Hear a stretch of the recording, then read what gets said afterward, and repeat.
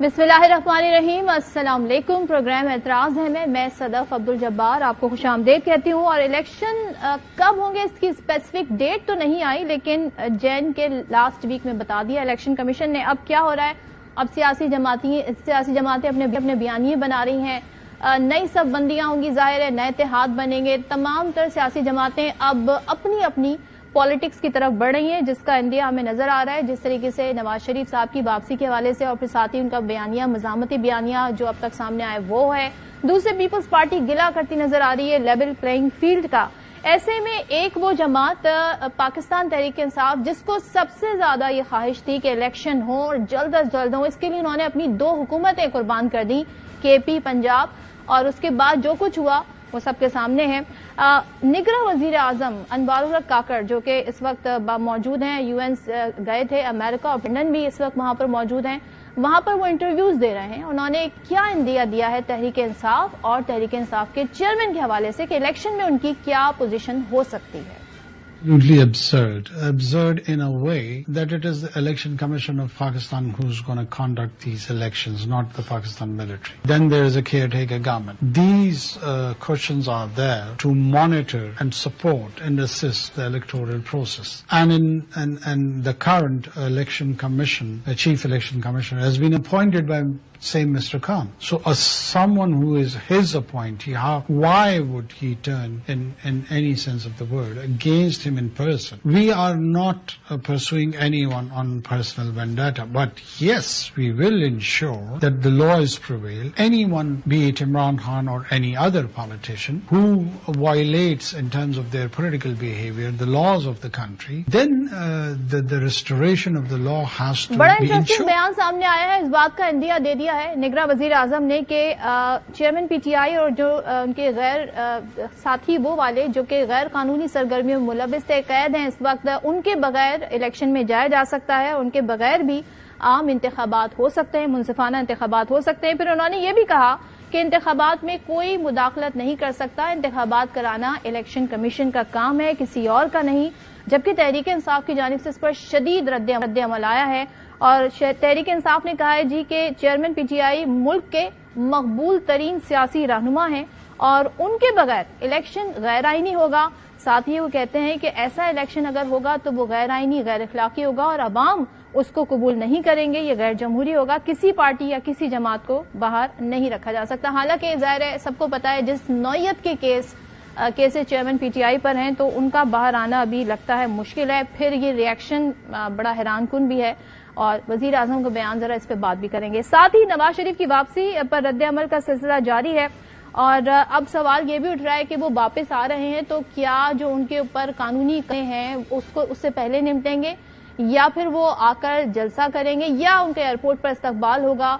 बहुत सारी बातें हैं और इंटरेस्टिंगली जहां पर वजीर आजम चर्चिल होटल में लंदन में ठहरे हुए हैं वहीं पर मलिक अहमद खान भी ठहरे हुए हैं। हो सकता है ये महज इत्तेफाक हो, लेकिन उनसे इस हवाले से सवाल भी पूछा गया। आपको याद दिलाएं अभी ये बहस हो रही है कि नवाज शरीफ के पास कानूनी ऑप्शन क्या है। मरियम नवाज बड़ा इंटरेस्टिंग बयान देके गई थी। उन्होंने कहा था कि नवाज शरीफ एक दिन भी जेल नहीं रहेंगे, वो उनको जेल में नहीं रहने देंगी। ऐसे ही कुछ बात मलिक अहमद खान ने कही है।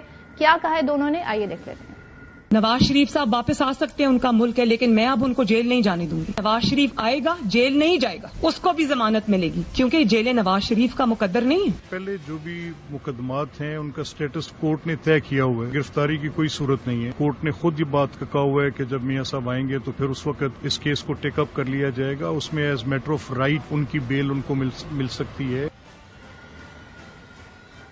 प्रोग्राम में जो गेस्ट उनकी तरफ बढ़ते हैं, इरशाद भट्टी साहब हमारे साथ मौजूद हैं, सीनियर सहाफी, सीनियर तज्जियाकार। रजा रूमी साहब सीनियर सहाफी, सीनियर तज्जियाकार हमारे साथ हैं। राजा आमिर अब्बास साहब साबिक डिप्टी प्रोसिक्यूटर नैब और माहिर कानून हमारे साथ हैं। आप तीनों का बहुत शुक्रिया। भट्टी साहब आपसे आगाज करती हूँ, आपके लिए हैरानकुन बयान वजीर आजम काकड़ का है पीटीआई के हवाले से या पीटीआई का जो रिएक्शन है वो ज्यादा हैरानकुन है? दोनों हैरानकुन नहीं है, दोनों अपनी अपनी जगह पे ठीक है। पीटीआई को यही ज़ाहिर रद्द-ए-अमल देना चाहिए था और पीटीआई यही रद्द-ए-अमल उन्होंने दिया। और जो निगरान वजीर आज़म ने बात की वो मौजूदा हालात को देख के बात की। अब इसमें इमरान खान क्या मकबूल तरीन सियासतदान हैं इस वक्त पाकिस्तान के? बिल्कुल हैं। ان کا ووٹ بینک کیا سب سے زیادہ ہے مطلب پی ٹی آئی کا؟ بالکل ہے. لاسٹ جو الیکشنز ہوئے ہیں یا لاسٹ جو ہم نے شو، ابھی تو اگلا الیکشن ہوگا تو پتہ چلے گا، لیکن جو لاسٹ انہوں نے مسلم لیگ کو ان کے گڑھ اور گھر میں ہرایا تو بالکل ہے. لیکن کیا عمران خان الیکشن میں اس میں حصہ لے سکتے ہیں؟ نہیں لے سکتے. اس وقت تک ایسے ہی لگ رہا ہے. کیوں؟ کیونکہ وہ نااہل ہیں.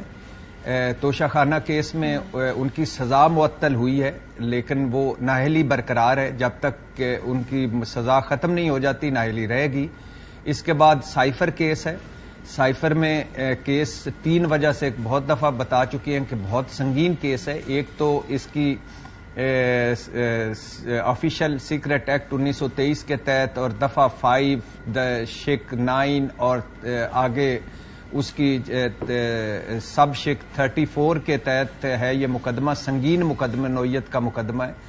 دوسرا، اس میں عمران خان صاحب کی اپنی ایک آڈیو آ چکی ہے کہ لیٹس پلے آن اٹ، وہ جو اعظم خان کے ساتھ تھی جب وہ پرائم منسٹر تھے. تیسرا، اعظم خان جو اس کے مرکزی کردار تھے اور جو اقبالی بیان ان کا سامنے آ چکا ہے تو وہ بڑا سنگین کیس ہے. اس کے بعد 9 مئی ہے اور 9 مئی کے کیسز ہیں.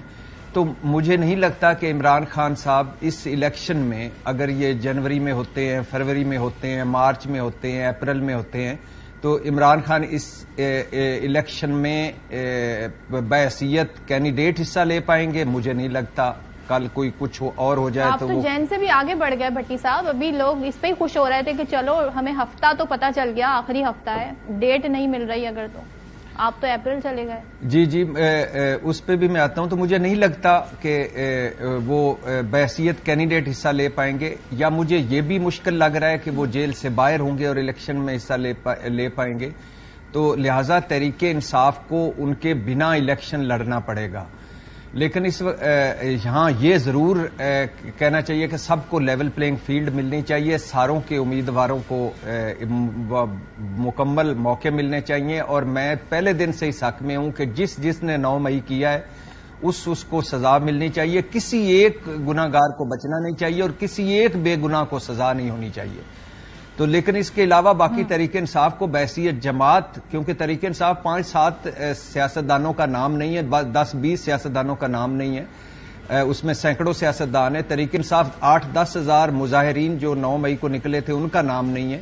تحریک انصاف شاہ محمود قریشی بھی تو جیل میں ہیں. جو وزیر اعظم کے بیان کو اگر ہم دیکھیں تو وہ یہ بھی کہہ رہے ہیں نا کہ جو قیدی ہیں، جو غیر قانونی سرگرمیوں میں ملوث تھے، تو ان کے بغیر بھی جا سکتے ہیں. ضرورت ہی سیدھا کہہ دیتے دیکھیں جی جو قانونی سٹیٹس ہوگا اس کے حساب سے ان کے الیکشن میں حصہ لے سکیں گے کہ نہیں، وہ اہل ہوں گے کہ نہیں، یہ تو وقت بتائے گا. ہاں بالکل ٹھیک کہہ رہے ہیں. ایسے کہہ دینا چاہیے تھا ان کو. اور نگران وزیر اعظم کو یا نگران حکومت کو بہت زیادہ گفتگو بھی نہیں کرنی چاہیے ان ایشوز پہ، اور ان چیزوں پہ کوئی پالیسی بیان یا اس طرح کا بیان بھی نہیں دینے چاہیے. لیکن چونکہ پنجاب اور کے پی کی نگران حکومتیں مکمل نگران حکومتیں ہیں، وہ سال ہو گیا ہے آلموسٹ، تو اس لیے یہ بیان ہے. اور دوسرا آپ نے کہا کہ الیکشن جنوری تاریخ ہے اور ہو سکتا ہے جنوری میں ہوں، لیکن مجھے اس میں ابھی تک 50-50 لگ رہا ہے، آگے بھی جا سکتے ہیں.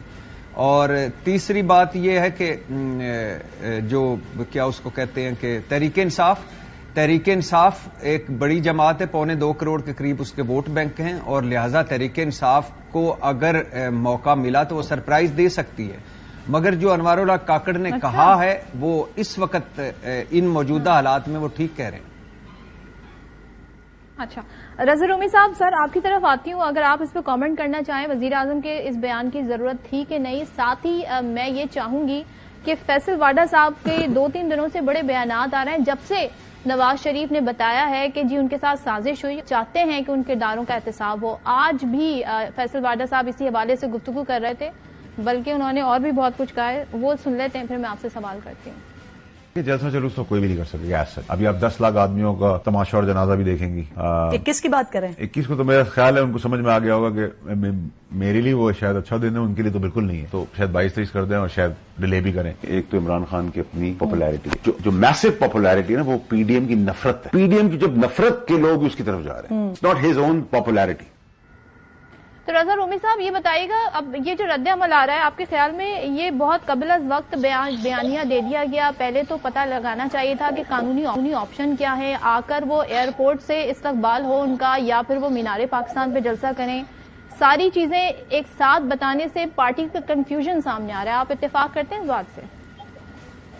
دیکھیے، آپ نے بہت سارے نقطے اٹھا دیے اپنے سوال میں، تو میں ایک ایک کر کے آپ کو اس کا کوشش کرتا ہوں جواب دوں۔ پہلی تو یہ بات ہے کہ نگران وزیر اعظم کو پالیسی بیانات بالکل نہیں دینے چاہیے، یہ ان کا مینڈیٹ ہی نہیں ہے۔ ان کا مینڈیٹ بہت کلیئر ہے کہ ڈے ٹو ڈے گورنمنٹ چلانی ہے جب تک کہ الیکشنز نہ ہوں، اور اب تو آئین اور قانون دونوں کے مطابق الیکشن کمیشن کا کام ہے کہ وہ الیکشنز کے اوپر بات کریں کہ اس میں کون امیدوار ہوں گے، کون سی پارٹیز ہوں گی نہیں ہوں گی، اور وہ اس کے اوپر آپ نے کافی تفصیلی بحث کر لی کہ عمران خان صاحب ابھی تو نااہل ہے، اور اگر کل کلاں کو سچویشن بدلتی ہے تو بالکل وہ حصہ لے پائیں۔ جہاں تک میاں نواز شریف کا تعلق ہے تو دیکھیے اس وقت تو معاملہ یہ ہے کہ ان کی اب آمد پاکستان میں وہ تو کافی حد تک کنفرم ہو چکی ہے، اور غالباً وہ یہی دیکھ رہے ہیں کہ ان کے جو قانونی مسائل ہیں وہ پہلے حل ہوں گے ان کے پہنچتے ہی، کیونکہ جو مینار پاکستان والا جلسہ اور یہ ان کی استقبال، وہ سارا میرے خیال سے وہ اس کے اوپر نظر ثانی کر رہے ہیں جو میڈیا میں رپورٹس آئی ہیں، اور اس کی بنیادی وجہ یہ ہے کہ ان کو پہلے تو آ کر عبوری ضمانت لینی ہوگی، قانون کے سامنے پیش ہونا ہوگا، اور پھر وہ اس کے بعد اپنی سیاسی سرگرمیاں شاید اس میں ایکٹیو ہوں گے۔ تو ابھی تک تو یہی لگ رہا ہے، لیکن ابھی آگے آپ کو پتا ہے ان کو سیاست بھی کرنی ہے، اور واڈا صاحب نے جو بات کی ہے اس میں بڑی حد تک میں اگری کرتا ہوں کہ لوگ کافی تنگ ہیں، جو پرانی پارٹیز ہیں، اسپیشلی جو پی ڈی ایم حکومت کی معاشی پرفارمنس رہی ہے، جو مہنگائی کا لوگوں کو اس وقت سامنا ہے، اس کا غم و غصہ تو نکلے گا الیکشن میں، اور اس کی ایک بہت جسے کہتے ہیں ملبہ وہ نواز شریف اور ان کی پارٹی پہ بھی گرے گا، بیکاز شہباز شریف تو وزیر اعظم تھے 16-17 مہینے، اور ان کے ہوتے ہوئے پاکستان میں جو اس وقت ریکارڈ مہنگائی ہے اسے عام آدمی بھگت رہا ہے۔ دیکھیے نا، یہ ساری باتیں ہم کرتے ہیں، قانونی پیچیدگیاں، آئینی معاملات، الیکشن میں کون ہوگا نہیں ہوگا، ایک عام آدمی کا سب سے بڑا مسئلہ روزگار اور مہنگائی کا ہے، اور ابھی تو اعداد و شمار جو نئے آئے ہیں وہ تو اور بھی خطرناک ہیں کہ تقریباً پچھلے 1-1.5 سال میں پاکستان میں غربت میں اضافہ ہوا ہے، 12 سے 14 ملین لوگ جو ہیں وہ خطے غربت سے نیچے گرے ہیں، اور اس وقت 40% عوام غربت کی زندگی گزار رہی ہے۔ یہ ورلڈ بینک کے اعداد و شمار ہیں، اور کل یہ میں پڑھ رہا تھا ان کو، اور یہ ہوش ربا ہیں، اور سب سے بڑا مسئلہ اس وقت یہ ہونا چاہیے ہماری ریاست کے لیے بھی اور تمام پولیٹیکل پارٹیز کے لیے بھی۔ جی اچھا، راجہ عامر عباس صاحب ذرا یہ بتائیے گا، نواز شریف صاحب آ رہے ہیں، ظاہر ہے اتنی وثوق سے کہا جا رہا ہے تو اس پہ یقین بھی کر لیتے ہیں کہ 21 کو ہی آ رہے ہیں، کیا پیچیدگیاں ان کے لیے ہو سکتی ہیں؟ اور جو مریم صاحبہ کہہ رہی ہیں، جو ملک احمد خان کہہ رہے ہیں، ہو سکتا ہے یہ خواہش تو ہو ان کی، لیکن کیا واقعی میں وہ اپنی خواہش کا اظہار کر رہے ہیں، یا انہیں معلوم ہے کہ جس طرح سلیمان شہباز آ گئے تھے، اسحاق ڈار آ گئے تھے، تو نواز شریف بھی آ سکتے ہیں، ضمانت مل جائے گی انہیں؟ دیکھیے، اگر ہم قانونی طور پہ دیکھتے ہیں تو نواز شریف کو بیل بفور اریسٹ ملنا یہ ایک مشکل کام نظر آ رہا ہے، کیونکہ بیل بفور اریسٹ یا پروٹیکٹیو بیل اس صورتحال میں ہوتی ہے کہ آپ کے خلاف کوئی کیس چل رہا ہو یا کوئی انکوائری ہو رہی ہو اور آپ کو خدشہ ہو کہ جی گرفتاری ہوگی، لیکن جہاں پہ آپ کنوکٹ ہیں، آپ سزا یافتہ ہیں، اور آپ کو اس عدالت نے آپ کے وارنٹس نکالے ہیں، پرپیچول وارنٹس نکالے ہیں، یا ایسے وارنٹس ہیں کہ جو تحایات رہتے ہیں، اور آن ٹاپ کے ایک کیس نہیں 2 کیسز میں، اور آپ 4 ہفتوں کی ضمانت یا علاج کے لیے گئے اور آپ نے وہ بیل بانڈ جمپ کیا، آپ نے بیل کو جمپ کیا، تو ایسی سچویشن میں جو ہماری عدالتی پرانی نظیریں ہیں اس میں تو کوئی ایسی نظیر نہیں ملتی کہ ایسے شخص کو آپ بیل بفور دے دیں یا ان کو آپ ٹرانزیٹری بیل دیں، بلکہ اس کا طریقہ کار یہ ہے کہ وہ اگر آتے ہیں تو موسٹ پروبیبلی جہاز کے اندر سے ہی انہیں اریسٹ کیا جا سکتا ہے، لیکن سیاسی طور پہ وہ جس یقین سے یہ بات کر رہی ہیں تو اس کا جواب تو پھر کوئی سیاستدان ہی دے پائے گا کہ جی وہ کیوں اور کیسے قانونی طور پہ یہ اشتر اوصاف صاحب سے یہی سوال پوچھا گیا تھا. اشتر اوصاف صاحب سے یہی سوال پوچھا گیا تو انہوں نے کہا دیکھیں جیسے چیئرمین تحریک انصاف کے کیس میں ہوتا تھا کہ وہ لاہور سے جب اسلام آباد آتے تھے تو ان کو جو راہداری مل جاتی تھی ضمانت, تو اسی طرح سے نواز شریف کے ساتھ بھی ہوگا. تو یہ دونوں چیزیں آپ سمجھتے ہیں ایکول ہیں دونوں کیسز کے معاملات؟ نہیں بالکل نہیں ہے, کیونکہ نواز شریف صاحب تو دیکھیے نا 2 کیسز میں کنوکٹ ہو چکے ہیں اور ان کا جو بات کی جا رہی ہے کہ جی اسلام آباد ہائی کورٹ میں ان کی اپیل پڑی ہوئی ہے. دیکھیے وہ اپیل ڈسمس ہو چکی ہے اور اس میں عدالت نے لکھا تھا تاہم اگر میاں نواز شریف صاحب واپس آتے ہیں اور عدالت کو سیٹسفائی کر سکتے ہیں کہ جی ان کا یہ جو ڈیلے تھا جو 4 ہفتوں سے اب سالوں کا بن چکا ہے, یہ اس کی کوئی ویلڈ ریزننگ تھی, کیا کووڈ تھا, کیا فلائٹس نہیں چل رہی تھی, اور اگر عدالت ان کی ریزننگ سے مطمئن ہوتی ہے تو انہیں یہ بیل جو اپیل ہے اس کو دوبارہ چلایا جا سکتا ہے.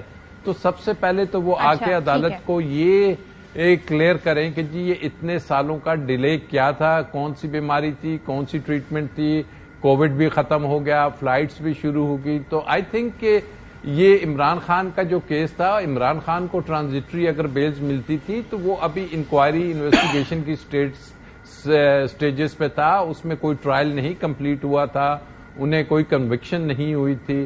تو یہ میں نے آپ سے عرض کیا کہ پاکستان کی جو لیگل وہ ہے اس میں جب یہ جا رہے تھے تب بھی ایک نئی نظیر بنی تھی کہ جی کسی بھی کانویکٹ کو بیرون ملک جانے کی اجازت پہلی دفعہ یہ دی گئی اور وہ بیرون ملک چلے گئے, اور اب اگر آئیں گے اور یہ کام ہوگا کہ انہیں ٹرانزٹری یا بیل بیفور دے دی جائے تو قانونی طور پہ یہ ایک نئی پریسیڈنٹ ہوگا. چلیں بٹی صاحب مجھے یہ بتا دیں, آپ کو لگتا ہے نواز شریف آ رہے ہیں, اور دوسرے یہ کیا لندن میں ہو رہا ہے, شہباز شریف آئے پھر واپس گئے, پھر وہاں پہ ملک احمد خان بھی ہیں, وہیں پہ کاکڑ صاحب بھی ٹھہرے ہوئے ہیں, ایک ایسے وقت میں دونوں ایک ہی ہوٹل میں جب پیپلز پارٹی یہ الزام لگاتی ہے کہ جی نگراں وزیر اعظم ایکچولی نون لیگ سے ہی ہیں, تو یہ آپٹکس کیا کہہ رہے ہیں آپ کو؟ اب 3-4 سوال ہیں. پہلے ہے کہ لندن میں کیوں ہے ہاؤس آف شریف کے سارے لوگ, تو وہ اس وجہ سے ہے کہ لندن ان کا آبائی وطن ہے, آبائی گھر ہے, تو لندن ہی وہ ہوتے ہیں. 4 سال نواز شریف صاحب وزیر اعظم رہے تھے, اس میں سال وہ باہر دوروں پہ رہے تھے, 100 دورے انہوں نے کیے تھے, اور اس 100 دوروں میں وہ تقریباً کوئی 22 سے 24 مرتبہ قومی اسمبلی آئے تھے اور 30 مرتبہ لندن گئے تھے. تو وہ وزیر اعظم ہاؤس سے لندن ان کے نزدیک تھا, قومی اسمبلی دور تھی. دوسری وجہ یہ ہے کہ نواز شریف صاحب آ رہے ہیں, بالکل ان کا اپنا ملک ہے, ان کو آنا چاہیے, لیکن وہ زارا نگار صاحبہ کا وہ نظم ہے نا کہ سنا ہے جنگلوں کا بھی کوئی دستور ہوتا ہے, سنا ہے شیر کا جب پیٹ بھر جائے تو وہ حملہ نہیں کرتا, درختوں کی گھنی چھاؤں میں جا کر لیٹ جاتا ہے. دوبارہ ایک مرتبہ پھر اس قوم کے لیے جس قوم کے لیے اخلاقیات, اصول, منطق کوئی حیثیت نہیں رکھتے, اور جس قوم میں مجرموں اور ملزموں, جیرے بلیڈوں اور بنارسی ٹھگوں کو گلیمرائز کیا جاتا ہے, اور جس قوم میں جو مسائل کی جڑ ہیں ان سے مسائل کی توقع کی جاتی ہے, اور جس قوم میں ایک ببو برال اور امان اللہ دونوں سے معذرت کے ساتھ اس طرح کے مضحکہ خیز بیانوں کو بیانیہ اور مزاحمتی بیانیہ کہا جاتا ہے, تو پھر زارا نگار صاحبہ کا شعر عرض ہے کہ سنا ہے جنگلوں کا بھی کوئی دستور ہوتا ہے, سنا ہے شیر کا جب پیٹ بھر جائے تو وہ حملہ نہیں کرتا, درختوں کی گھنی چھاؤں میں جا کر لیٹ جاتا ہے. نہ ہمارے اس جنگل کا کوئی دستور ہے, نہ ہمارے شیروں کا پیٹ بھرتا ہے, اور انہوں نے درخت تو کوئی رہنے نہیں دیے. ہم سارے سوا نیزے پہ سورج آیا ہوا ہے, مہنگائی کا, بے روزگاری کا, غربت کا, اور ہم اس میں تڑپ رہے ہیں. جو مضحکہ خیز بیان دیا ہے نواز شریف صاحب نے, جس پہ ہنسنے کو دل کرتا ہے, یعنی میں جن باجوہ, جن فیض حمید اور 4 سابق ججز کا احتساب کروں گا. اب باقی چھوڑ دیجئے وہ کیا کہہ سکتے, کئی بار اس پہ کر چکا ہوں کہ وہ اس کے علاوہ کہہ بھی کیا سکتے تھے کہ میں ڈیل کر کے گیا تھا, میں سب سیٹ کر کے واپس آیا ہوں, میں چند ہفتوں کے لیے گیا تھا اور میں 4 سال گزار کے آ گیا ہوں. یورپ, دبئی, سعودی عرب, فیکٹری وزٹ, واقعے, کافیاں, پوری عمران خان حکومت گراؤ, یا وہ کیا کہہ سکتے ہیں کہ میری پرفارمنس بڑی اچھی تھی میرے بھائی کی 15 مہینے کی حکومت کی, یا میں نے ووٹ کی عزت دو کا بیانیہ میرا بڑا سیٹ ہے اور اسی پہ میں آ رہا ہوں. ظاہر ہے کچھ بھی نہیں ہے, تہی دامن ہے ایز یوزول ہمیشہ کی طرح. تو ایک ببو برال قسم کا انہوں نے بیان دیا, اور بیان یہ دیا کہ میں ان کا احتساب کروں گا, یہ مجرم ہے. تو سوال میں نے ہمیشہ 3 ان سے پوچھتا ہوں, اور ان سے اپنے محبوب قائد سے پوچھ رہا ہوں کہ اگر یہ دونوں جن فیض حمید اور جن باجوہ مجرم تھے تو مجرموں کے ساتھ ڈیل کر کے آپ لندن کیا کرنے گئے تھے؟ نمبر 2, اگر جن باجوہ مجرم تھے تو مجرم کو ایکسٹینشن کیوں دی؟ اگر جن باجوہ اور فیض حمید اور یہ چاروں ججز مجرم تھے تو آپ کی 15 مہینے حکومت رہی, آپ نے منہ میں وہ کیا ہوتا ہے منہ میں ڈال کے گھونگڑیاں سی اور چپ. اسٹریٹجی تھی نا, رانا ثناء اللہ صاحب نے بتا دیا. پلیز اللہ کے نام پہ, پلیز اللہ کے نام پہ مجھے یہ لفظ, اتنے بڑے بڑے لفظوں کی آپ ریڈ کیوں مارتی ہیں؟ اسٹریٹجی, حکمت عملی, مزاحمتی بیانیاں. کبھی نیلسن منڈیلا نے بھی 28 سال جیل کی بعد نکلتے ہوئے اس نے کہا کہ میں ان کا احتساب کروں گا جنہوں نے مجھے 28 سال بے گناہ جیل میں رکھا. یہ ہوتے ہیں لیڈر. کبھی موق نکلا ہو تو آگے سے کسی نے کہا ہو کہ ایک باری فیر شیر, اور کبھی نیلسن منڈیلا کے مرنے کے بعد کسی نے کہا ہے کہ بھٹو زندہ یا نیلسن منڈیلا زندہ ہے. خدا کے لیے نہ کریں, ان لفظوں کی ریڈ نہ ماریں. نواز شریف زندگی بھر لے لیں تو نہ کسی کا احتساب کر سکتے ہیں, نہ کیونکہ ان کا اپنا احتساب ہوا نہیں ہے, ان کا اپنا احتساب ہونا باقی ہے. وہ خود مجرم ہیں, وہ خود مفرور ہیں, تو نہ وہ احتساب کر سکتے ہیں, نہ وہ کرنا چاہتے ہیں, نہ وہ کریں گے. لیکن وہ ایک جھوٹا انقلابی اور انتخابی بیانیہ بنا رہے ہیں. آپ کو صرف آخری بات جلدی کرنا چاہتا ہوں, میں کارگل کمیشن بناؤں گا, بنا لیا. کرن تھاپر کو انٹرویو دیا, اپنی انٹیلیجنس ایجنسی پر الزام لگایا اور کہا کہ میں ممبئی حملوں پہ جو مبینہ الزام ہے اس کی تحقیق کروں گا. کر لیا. میں ڈکٹیشن نہیں لوں گا. جن وحید کاکڑ آئے, گھر سامان اٹھا کر چلے گئے. مشرف نے مارشل لا لگایا تو کھڑا ہونا چاہیے تھا, کیونکہ آمر تھا نا انہوں نے مارشل ڈیل کر کے لندن چلے گئے. مشرف پہ فرد جرم عائد کی, تھوڑا سا پریشر پڑا, ECL سے نام نکال دیا. اس کے بعد یہ اب آخری یہ جب نائل ہوئے پکڑے گئے, اور اس کے بعد ڈیل کر کے لندن چلے گئے. اس بندے کتنا ہم ان کو نچوڑیں گے؟ دیکھیں یہ سب ہم کتنا نچوڑو گے, کتنا اگر ہم ابھی کچھ نہیں کریں, ابھی بند نہیں باندھیں گے. نواز شریف کی کہہ رہے ہیں ہم ککر کے انگور کو کھادیں دے رہے ہیں کہ اس پہ انگور لگیں گے, یعنی ککر کے درخت کو. ہم وہ پشاور کی بس میں بیٹھ کے سوچ رہے ہیں کہ یہ ہمیں لاہور لے کے جائے گی. خدا کے لیے ان کو سوچیں, یعنی یہ کرنا کیا چاہتے ہیں؟ کتنے اللہ نے آپ کو ایک اور موقع دیا. اس ملک کے حالات دیکھیں, اس قوم کے حالات دیکھیں, اپنے حالات دیکھیں. آپ عجیب و غریب دنیا میں رہ رہے ہیں. ہم آئیں, اس ملک کو نکالیں ان مسائل سے جو آپ کا بھائی اور آپ کے سارے ڈال گئے ہیں. بڑے بنے, آپ کو اللہ نے موقع دیا. چھوڑ دیجئے, ہمارا کوئی دستور نہیں ہے, کوئی کچھ نہیں ہے. آئیں کہیں کہ میں ان ملک اور قوم کو مسائل سے نکالتا ہوں. وہی گھسی پٹی لائنیں, وہی 90s کی چیزیں. شرم نہیں آتی ان کو جو گلیمرائز کرتے ہیں, شرم نہیں آتی اس کو جو اس طرح کے بیانات دیتے ہیں ان حالات میں, جبکہ ہمارے گھر میں بجلی کا بل دینے کے لیے پیسے نہیں ہیں, کچن خالی پڑا ہوا ہے, بچوں کی فیس دینے کے لیے پیسے نہیں ہیں. 10 لاکھ بندے لاؤں گا تو میں مینار پاکستان پہ میں اپنی وہ سڑک بھی سڑک کے چارپائی لگاؤں تو میری مرضی کرتے رہے. عوام کی جو مشکلات ہیں جی اس پہ کوئی بات کرے تو کچھ بات بھی سمجھ آئے, کچھ بات بھی بنے. لیکن آپ نے صحیح پوائنٹ آؤٹ کیا, اس وقت سب سیاست کر رہے ہیں. یہاں پہ بریک لیتے ہیں, بریک کے بعد جب واپس آئیں گے تو نظر رومی صاحب سے پوچھیں گے 90s کی سیاست واپس آ گئی, جو دونوں جماعتیں PPP اور پاکستان مسلم لیگ نون میں بیانات ہو رہے ہیں, یہ کیوں ہیں؟ یا پھر یہ اس لیے بھی ہے کہ پیپلز پارٹی 16 ماہ سے اپنے آپ کو علیحدہ کرنا چاہ رہی ہے, اس لیے وہ نون لیگ کے اوپر تمام طرح جو ہم دیکھ رہے ہیں اس نے توپوں کا رخ کیا ہوا ہے. بریک کے بعد بات کریں گے اس ساری صورتحال پر. Welcome back once again. Raza Rumi sahab آپ بتائیے گا, پیپلز پارٹی اس وقت لیول پلئنگ فیلڈ نہ ملنے کا شکوہ کر رہی ہے, اور پھر وہ پوائنٹ آؤٹ کر رہی ہے, باقاعدہ نام لے کے بتا رہی ہے کہ نگراں کابینہ اس وقت جو ہے اس میں کون کون ہے جس کا تعلق نون لیگ سے ہے. تو یہ کیا بہت کچھ انفیئر ہو رہا ہے جس کی طرف نشاندہی کر رہی ہے اور صحیح پوائنٹ آؤٹ کر رہی ہے, اور ہم کیا 90 کی سیاست کی طرف بڑھ رہے ہیں ایک دوسرے پر الزامات؟ جی شکریہ صدف. سب سے پہلے تو میں پیپلز پارٹی کی طرف آتا ہوں, لیکن میں ابھی بھٹی صاحب کی باتیں سن رہا تھا اور میں یہ چاہتا ہوں کہ اس کے اوپر مجھے 1-2 کامنٹس کرنے ہیں. دیکھیے بھٹی صاحب کو جو بھی گلہ شکوہ ہو یا ان کو غصہ ہو نواز شریف اور اس کی سیاست پر, लेकिन पाकिस्तानी कौम को रगड़ना नहीं चाहिए। पाकिस्तानी कौम 25 करोड़ लोगों पर मुश्तमिल है, उसमें बहुत ज्यादा तनव्वो भी है, उसमें बहुत से लोग जो हैं वो नवाज शरीफ को पसंद करते हैं, बहुत से नापसंद करते हैं, बहुत से इमरान खान के चाहने वाले हैं, बहुत से इमरान खान के नाकिदीन हैं। तो मेरे ख्याल से आपको अपनी सियासी जो लाइक और डिसलाइक है उसमें कौम को रगड़ना नहीं चाहिए। और दूसरी बात यह है कि जमहूरियत में हर शख्स जो है और हर सियासी पार्टी जो है उसको हक हासिल है कि वो अवाम तक रसाई हासिल करे, वो वोट ले, वो पॉलिसी साजी करे, हुक्मरानी करे। और इसलिए मेरी इनसे ये दरखास्त है कि प्लीज पाकिस्तानी कौम का लफ्ज ना इस्तेमाल करें। हाँ, आप ये कह सकते हैं नून लीग के वोटर, पटवारी वगैरह वगैरह जो भी इस्तिलाहात हरफ आम में इस्तेमाल होती हैं।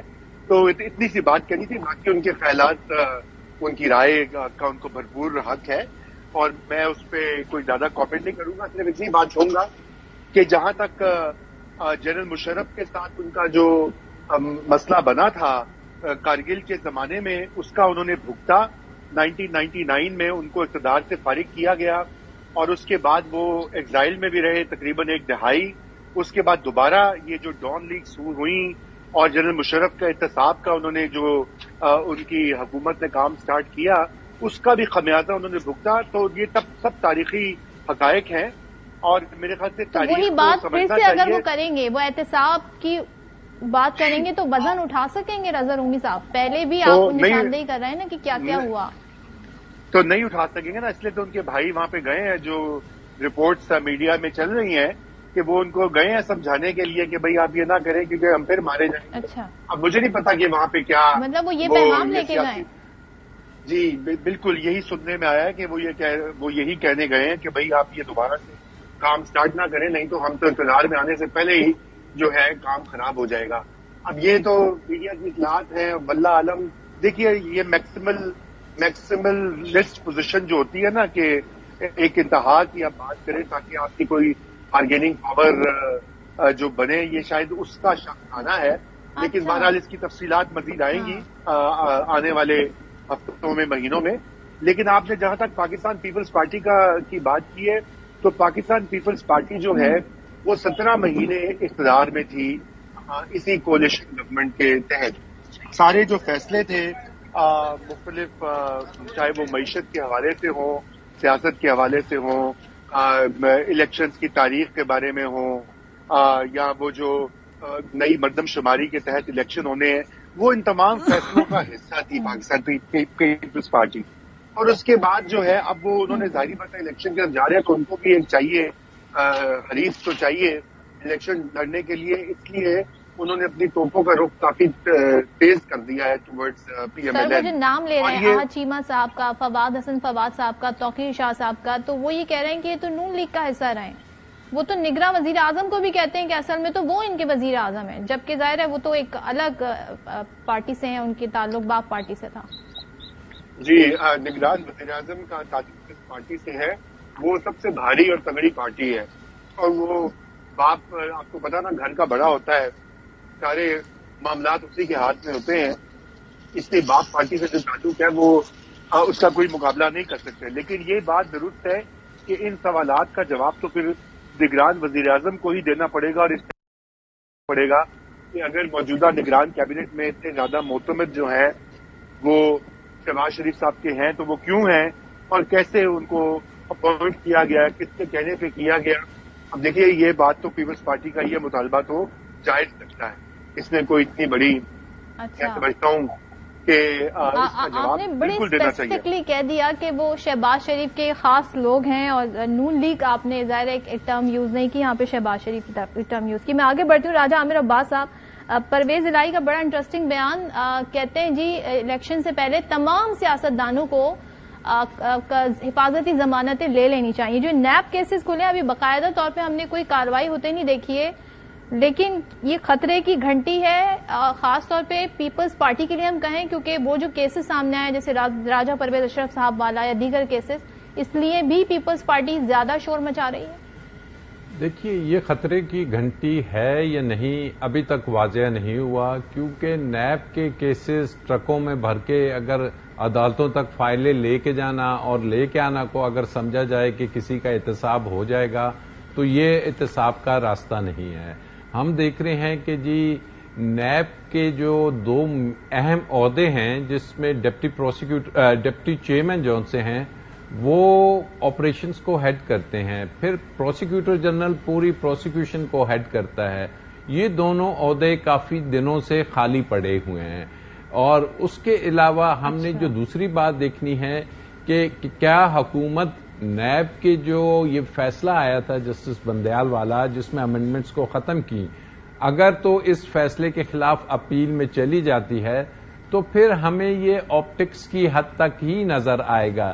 لیکن اگر ہمیں یہ نظر آ گیا کہ نئے ڈپٹی چیئرمین کوئی بڑے افیکٹو آ گئے ہیں اور کوئی پولیٹیکل ایفیلیشنز نہیں ہیں اور نئے پروسیکیوٹر جنرل بھی بڑے ایکٹیو آ گئے ہیں کہ جو قانون اور عدالتوں کو سمجھتے ہیں, اور موجودہ حکومت تو چاہ رہی ہے کہ جی احتساب بڑا سخت ہونا چاہیے, اور احتساب اگر ہوگا تو پھر وہ صرف پیپلز پارٹی یا سندھ کی حد تک نہیں ہونا چاہیے, پھر وہ اگر اکراس دی بورڈ ہوگا تو یقین کریں کہ عوام کو بھی وہ پسند آئے گا, بھلے سے اس کی وجہ سے کوئی شخص الیکشن میں حصہ لے سکتا ہے یا نہیں.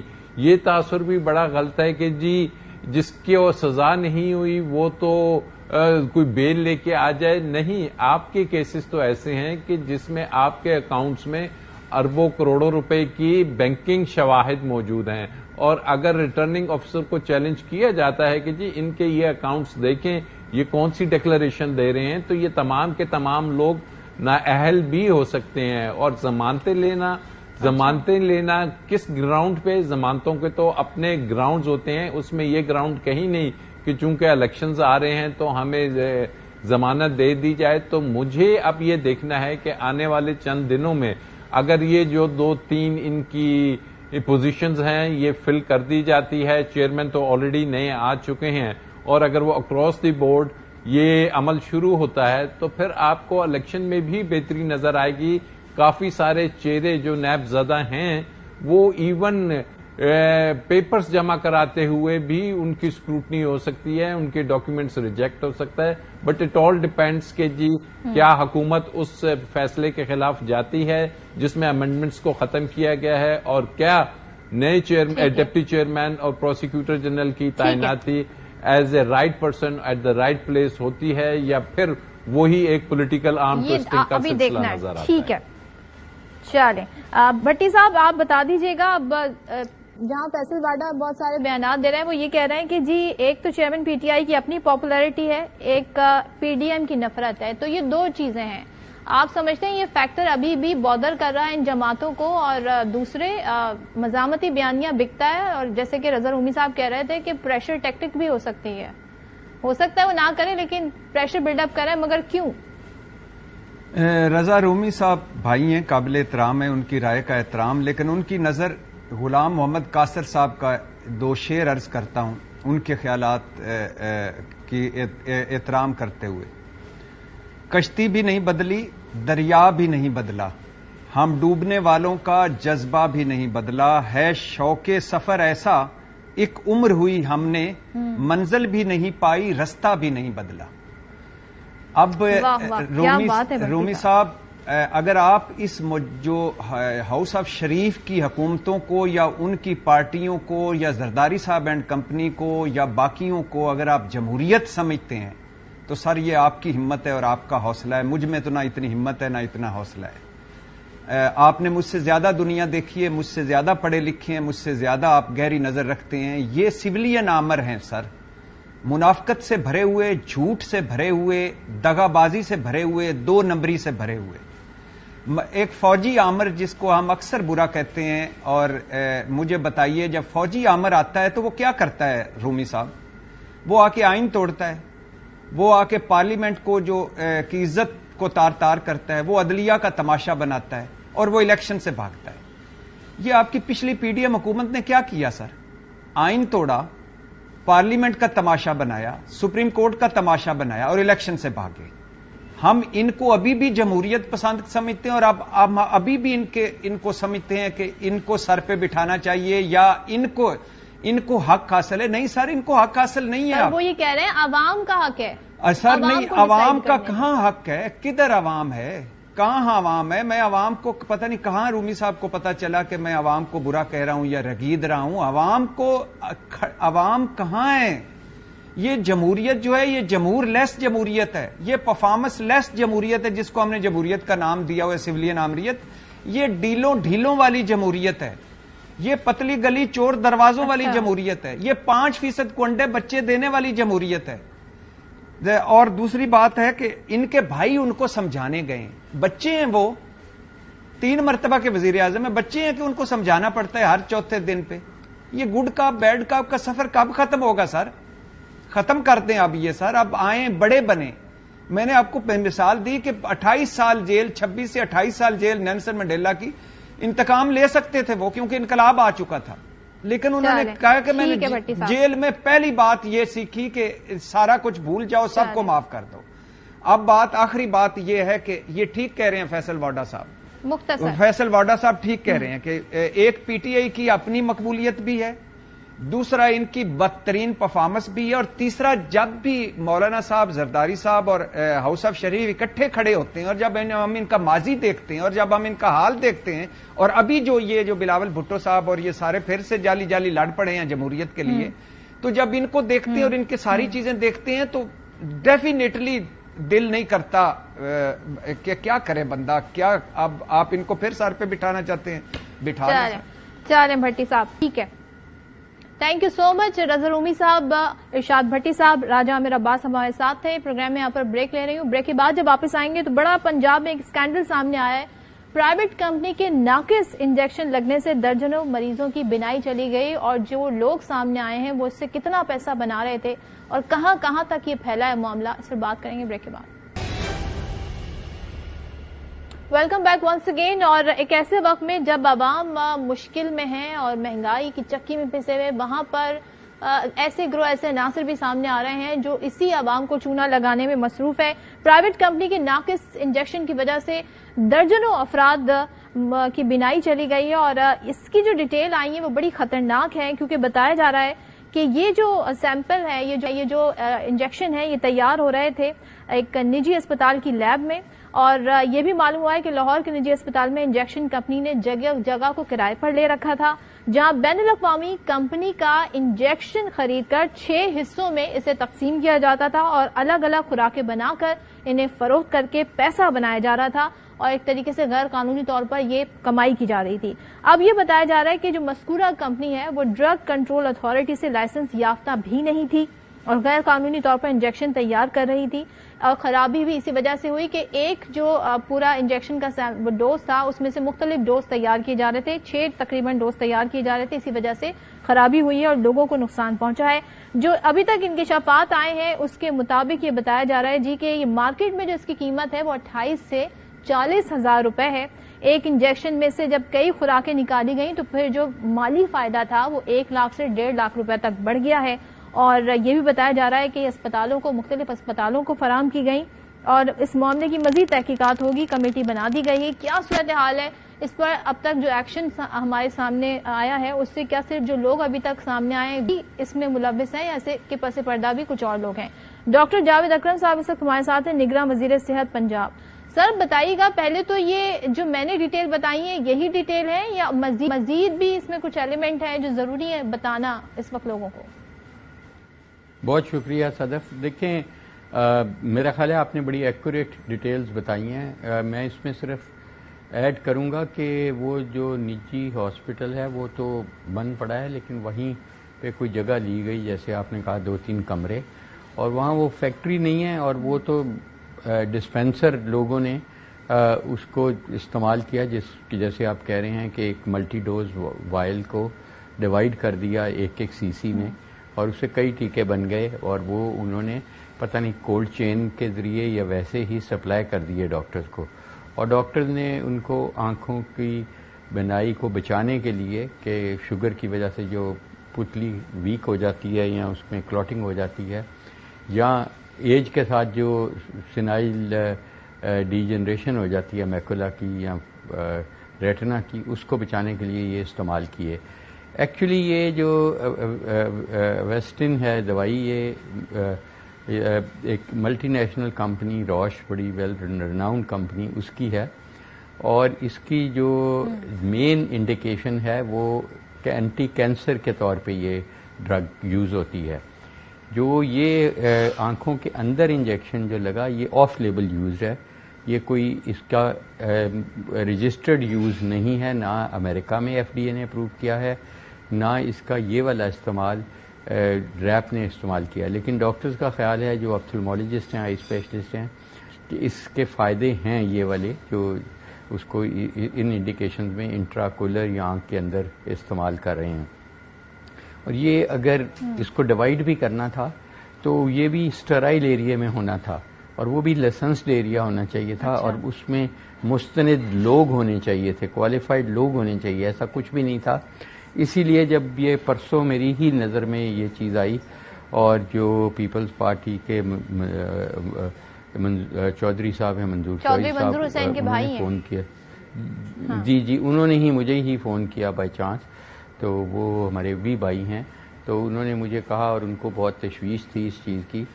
تو پھر اسی وقت میں نے سر اگر وہ نہیں بتاتے تو کیا یہ منظر عام پر نہیں آتی صورتحال؟ دوسرے مجھے بتا دیں کہاں تک پھیلا؟ آپ نے کہا کہ کچھ ڈاکٹرز نے ظاہر اسپتال کے تھرو ان ڈاکٹرز تک پہنچی ہوگی نا، لیکن کوئی پروسیس تو ہوتا ہوگا، کمپنی کو چیک تو کیا جاتا ہوگا، کیونکہ یہ بھی بتایا جا رہا ہے کہ لائسنس یافتہ نہیں تھی یہ جو کمپنی تھی. دیکھیں صدف، اگر کوئی اپنے گھر میں ورچی خانے میں یہ کام کرنا شروع کر دے گا تو حکومت وقت کیسے پتہ چلے گا؟ کبھی کمپلیکیشن ہوئی ہے تو پتہ چلا نا. اور جب ہمیں پتہ چلا، صرف 2 دن ہوئے ہیں، اس کو اسی وقت ہم نے دیکھا کہ وہ کہاں سے آیا انجیکشن، کہاں سے خریدا گیا، کہاں سے لایا گیا، اور وہ جو ڈاکٹر صاحب نے انجیکٹ کیا ان سے پوچھا گیا. پھر ہم نے وہاں ریڈ کی اور اس کو سیل کیا، اور ان کے جو 2-3 افراد تھے ان پہ ایف آئی آر کرائی، وہ بھی اریسٹڈ ہیں، اور کل ان کی ہم یہ کر رہے ہیں، ریمانڈ لے رہے ہیں. اور پھر اسی طرح ابھی تھوڑی دیر پہلے ہماری میٹنگ ختم ہوئی چیف منسٹر کے ساتھ، اور وہ یہی اسی سلسلے میں یہ میٹنگ ہو رہی تھی. تو ہم نے وہیں فیصلہ کیا، اور میری ریکمنڈیشن تھی کہ آپ اس کو 2 ہفتے کے لیے ہالٹ کر دیں، اس دوائی کا بالکل یوز انلیگل قرار دے دیں، تاکہ یہ کہاں بنتی ہے، کیسے آتی ہے، انڈیکیٹڈ ہے نہیں انڈیکیٹڈ، یہ سب کچھ فریز کر دیتے ہیں ہم، تاکہ ہم 2 ہفتے میں اس کی جو رپورٹیں ہم نے DTL وغیرہ بھیجی ہیں، اسٹیرلائزیشن کی دیکھی ہیں، کون سا جراثیم گرو ہوتا ہے، اور یہ سارا کچھ، اور اس کی انڈیکیشن اور امپورٹ کے لیول پہ بھی کچھ چیک کیا جائے. مجھے یہ بتائیں ان تمام تر چیزوں کو کہ صحیح دوائی پہنچ رہی، کوئی جعلی دوائی نہیں پہنچ رہی ہاسپٹلز تک، مریضوں تک، یہ میک شور کرنا کس کا کام ہے؟ اور کہاں پہ آپ سمجھتے ہیں کس کی غفلت ہے؟ ملزمان جو کر رہے تھے وہ کر رہے تھے، لیکن غفلت یہاں پر بھی ہوئی ہے. اس اینڈ پر آپ کسے ذمہ دار سمجھتے ہیں؟ دیکھیں، جن ہاسپٹلز نے ان کو انجیکٹ کیا یا جن ڈاکٹرز نے انجیکٹ کیا، یہ ان کا بھی کام تھا کہ وہ دیکھتے کہ یہ معیار کے مطابق، اگر میں بھی ڈاکٹر ہوں اور میں بھی پریکٹس کرتا ہوں، تو اگر میں نے کسی کے ٹیکہ لگانا ہے تو میں سب سے پہلے اس کی ڈیٹ آف ایکسپائری دیکھوں گا، اس کی سیڈیمنٹیشن وغیرہ دیکھوں گا، اور یہ دیکھوں گا کہ وہ اس کی وارنٹی ہے ساتھ کہ نہیں. یہ قانون ہمارا ڈرگ لا کہتا ہے کہ آپ وارنٹی کے بغیر کوئی دوائی نہ خریدیں گے، نہ انجیکشن لگائیں گے، نہ استعمال کریں گے. بل وارنٹی اس کو کہتے ہیں، اور وہ ہر جگہ پہ موجود ہونی چاہیے. اگر کوئی اس کے بغیر لگاتا ہے تو وہ اوبویسلی ایک انلیگل ایکٹیویٹی ہے. اور یہ جو ہاسپٹلز ہیں یہ پورے پنجاب میں پھیلے ہوئے ہیں، صرف قصور میں نہیں ہیں. لاہور میں 20 مریض ہم نے آپ رپورٹ ہوئے ان 2 دنوں میں. جب میڈیا پہ یہ ہائپ کریٹ ہوئی، شاید مریضوں کو اتنی اویئرنیس ہی نہیں تھی، آپ لوگوں کے ذریعے اویئرنیس ہوئی. ملتان میں ہوئی، بہاولپور میں ہوئی، شجاع آباد میں، چھوٹے شہروں میں ہوئی. اب وہاں پہ لگانے والے بھی ویسے اس سرٹیفائیڈ تھے یا مستند تھے یا نہیں.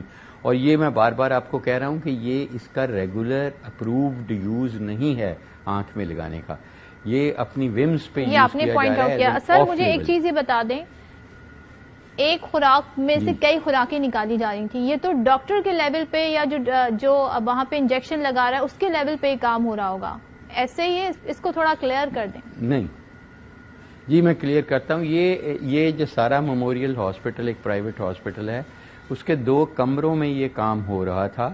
کہ ملٹی ڈوز وائل کو لے کے دیکھیں، جب آپ ملٹی ڈوز وائل کھولتے ہیں نا تو اس کو آپ کو کولڈ چین میں رکھنا پڑتا ہے -2 پہ، اور اس کو 8 گھنٹے میں یوز کر کے جو نہیں یوز ہوئی جو بچی کھچی ہے اس کو ڈسٹروائے کر دینا پڑتا ہے. تو یہ ڈاکٹرز کو میرا خیال ہے یہ چاہیے تھا کہ وہ یہ وائل پوری کی پوری بجائے ڈیوائیڈڈ وائل خریدیں اور خود پوری کی پوری خرید لیں، لوگ زیادہ کٹھے کر لیں اور ان کو کٹھا ہفتے میں 1 دن لگا دیں. یہ کوئی ایمرجنسی کا ٹیکہ تو ہے نہیں ہے کہ گھنٹہ نہیں لگا تو مریض کی بنائی چلی جائے گی. تو یہ تو ایک ایسا آف لیبل یوز ہے کہ اس میں کلسٹر کر کے پیشنٹس کو بہتر طریقے سے آرگنائز کر کے لگایا جا سکتا تھا. لیکن اس کے پہلے طے تک ہم پہنچیں گے کہ انفیکشن ہوئی تو فنگس کی ہوئی، بیکٹیریا کی ہوئی، اور پھر ابھی ہم نے یہ بھی فیصلہ کیا کہ ان 68 پیشنٹس کو جو سفر کیے ہیں ان کو ہم free of cost state of the art treatment دیں گے، چاہے ان کو ملک کے باہر بھی بھیجنا پڑے ان کی بنائی کو پروٹیکٹ کرنے کے لیے. آئی وی ان کو اینٹی بایوٹک شروع کرائی ہیں اپنے ہاسپٹلز میں، انٹراکولر آئی وی اینٹی بایوٹکس شروع کرائی ہیں. امید ہے اللہ تعالیٰ کی ان کی پرماننٹ ڈسیبلٹی سے اللہ تعالیٰ ان کو بچائے. آمین. تو سر آپ نے نمبر بتایا 68 ہی متاثر ہوئے ہیں یا خدا نہ خواستہ اس سے زیادہ بھی نمبرز ہو سکتے ہیں لوگوں کے متاثر ہونے کے؟ دیکھیں ہم نے اخبار میں بھی دیا، آپ کے چینل کے ذریعے بھی بتا رہے ہیں کہ جہاں بھی ان کو شک ہے کہ ان کو ایسا انجیکشن لگا ہے اور ان کے آنکھ میں پرابلم ہے ان کو رپورٹ کرنا چاہیے. جتنے بھی ہمارے قریبی ہاسپٹلز ہیں بڑے بڑے، چاہے ملتان میں نشتر ہے، لاہور میں میو ہاسپٹل ہے، سروسز لاہور جنرل ہاسپٹل، یہاں آئی کے شعبہ موجود ہیں، ان سب کو الرٹ کر دیا گیا ہے تاکہ ابھی تک جو منظر عام پہ ہمارے ڈھونڈنے سے آئے ہیں وہ 68 لوگ آئے ہیں. اچھا سر، ظاہر ہے یہ آپ کا ڈومین نہیں ہے، آپ کا صحت ڈپارٹمنٹ سے تعلق ہے، لیکن اب تک جو نام سامنے آئے ہیں، جو گرفتار ہوئے ہیں، جن پہ مقدمہ ہوا ہے، آپ کا اندازہ کیا ہے؟ کیا صرف کیونکہ یہ سپلائر تھے یہی ہو سکتے ہیں یا اس کے پیچھے اور بھی لوگ ہو سکتے ہیں جن تک پہنچا جا سکتا ہے؟ دیکھیں یہ بڑا اچھا سوال ہے. دیکھیں یہ تو ایک ٹپ آف دی آئس برگ ہو سکتی ہے، اور ہو سکتا ہے کہ یہی دھندا اور ٹیکوں میں بھی کیا جا رہا ہو. مقصد یہ ہے کہ میں یہ سمجھتا ہوں کہ ظاہر ہے مریض ہمارے اتنے اویئر نہیں ہوتے، اتنے ایجوکیٹڈ نہیں ہوتے، ورنہ یہ مریض آئیڈیلی تو یہ ہونا چاہیے کہ مریض خود یہ ٹیکہ خریدے اور ڈاکٹر صاحب کے پاس لے جائے کہ وہ لگا دیں اور خود ہی اس کو ڈسٹروائے کر دے، تاکہ کسی اور کے لیے وہ سٹور میں فریج میں نہ رکھا جا سکے، کیونکہ اس کی شیلف لائف نہیں رہتی جب یہ کھل جاتا ہے. اگر آپ اس کو رکھیں گے کہیں تو دوسرے کو انفیکشن پھیل سکے گی. چلیں، یہ اویئرنیس بہت ضروری ہے. Thank you so much doctor Javed صاحب، آپ نے اس حوالے سے بات کی، بہت ساری چیزیں تھیں جس پر کلیئرٹی بھی دی، اور ضروری ہے عوام کے لیے بھی اویئرنیس ہونا. لیکن ظاہر ہے بہت سارے سادہ لوگ ہیں جن کو اس طریقے سے بے وقوف بنا دیا جاتا ہے اور ان کی جانوں کی بھی پرواہ نہیں کی جاتی. یہاں پر کتنے لوگ جو ہیں ان کی بینائی خطرے میں پڑ گئی، لیکن یہ وعدہ کیا ہے پنجاب کی نگراں حکومت نے کہ ان کا علاج باقاعدہ کروایا جائے گا، چاہے انہیں باہر کیوں نہ بھجوانا پڑے. لیٹس سی اس حوالے سے مزید کیا ہوتا ہے. پروگرام دیکھنے کا شکریہ. آپ سے اجازت چاہوں گی. اللہ حافظ.